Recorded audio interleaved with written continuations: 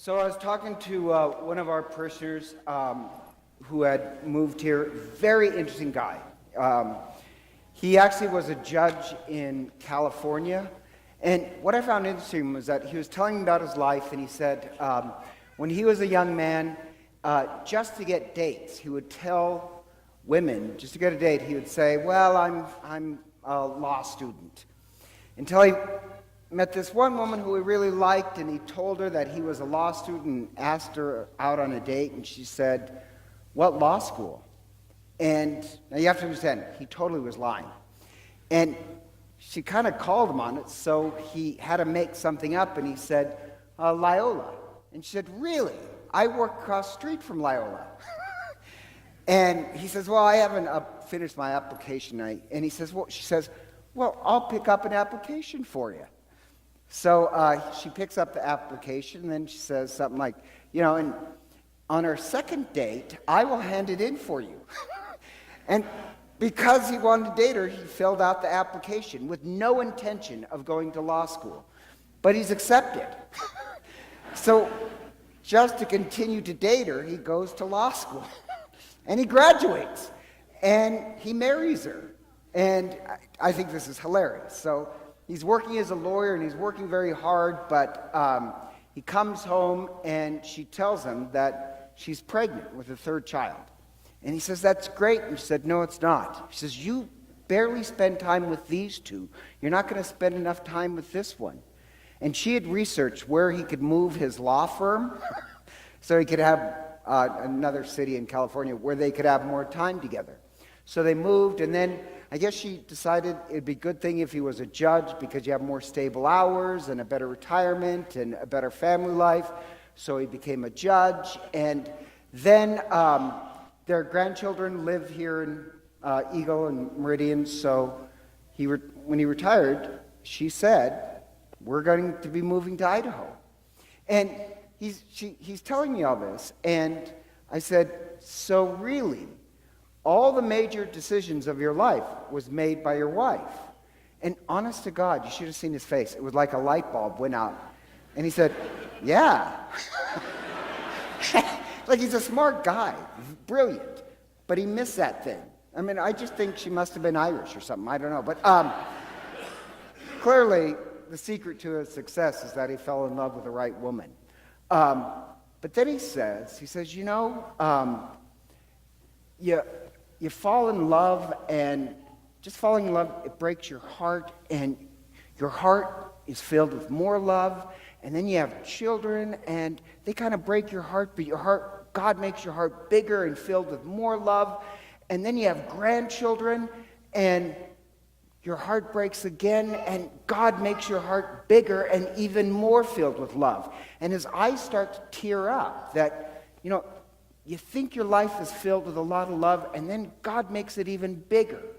And I mean, just the tearing up and how sincere he was, at that point I was like, I like this guy. But what I really liked is, and this is going to sound strange, that is our theology of the cross. So not only did he marry the right woman, but he really did have this correct theology. And the theology is this. Think about it. It's the theology of the cross, that the only way to love and life is through the cross. That when he died, to being this selfish 20-year-old, to think about who he was, he actually fell in love.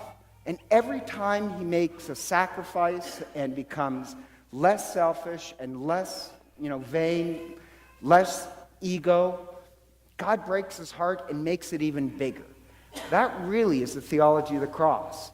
That the only way to really big love and life, the only way is through the cross.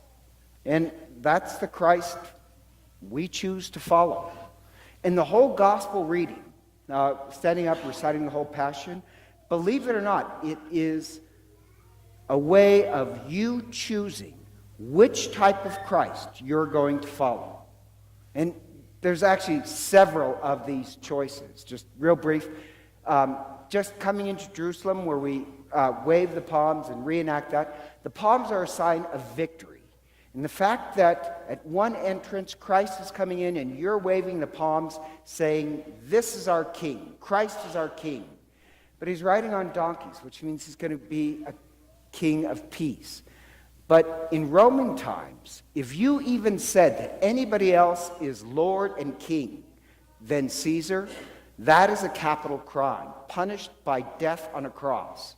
So the very fact that you're holding palms, that is an act of sedition in the early first century. But you can either choose to follow Christ, the king of peace, or Caesar, the king of violence. He conquered the world through violence. Or you can choose Christ, the prince, who is going to demand that he's going to offer himself the priest. Christ is a priest who's going to offer himself and demand that you offer yourself. Or you can go with the high priest, Annas, or Caiaphas, who really, he doesn't offer his life. He actually is very corrupt and demands that he steals from the poor. Which kind of religion, priest, are you going to follow? Or what kind of son of God are you going to follow? You have the choice between Jesus and Barabbas. And the word Barabbas, I mean, it's pretty obvious. Abba means father, Bar means son, so Bar Abba, Barabbas, it literally means son of God. Except he tried to bring about a kingdom through murder and violence. And I got to tell you, really, some supposed Christians, they want to follow the Son of God like Barabbas, who's going to, punish all those who disagree with us. Some people really want to follow that kind of Christ. We follow the one that really, even though he's being crucified, he offers forgiveness and mercy. So you have to choose, which way do you want? But there's only one way that really leads to love and life. And that is the cross, where we join Christ by offering our lives up. So the procession, the palms, it's actually in a way a vote. But it's your vote saying this is the type of Christ you want to follow. So you take the palms, they're blessed, and you're supposed to either form them in a cross or put them behind your crucifix at home. And the way you really vote which kind of Christ you're going to follow is really when you pour out your life for others. If you notice, everybody at the beginning, they're willing to say, you are our king, until he ends up at the crucifixion, and then they all run away. They do want to follow Christ, but they don't want to follow a Christ that demands that you offer your life. And believe it or not, there's a lot of Christians who do the same thing. They say they want to follow Jesus, but they'll have nothing to do with the way of the cross.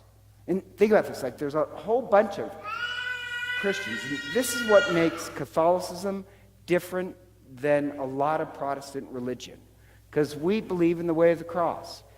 I have a cousin, he's a good guy, but he doesn't believe in the way of the cross. And he likes to quote Paul's letter to the Romans, where it says, whoever professes Jesus as Lord will be saved.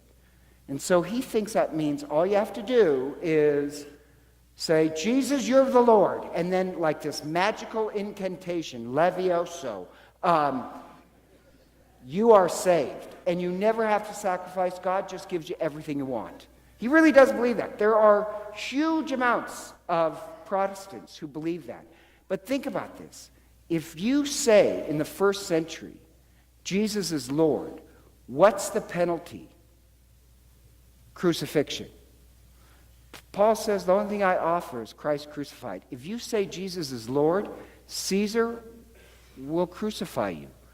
The way to love and life is through the cross. It's a life poured out in service for other people.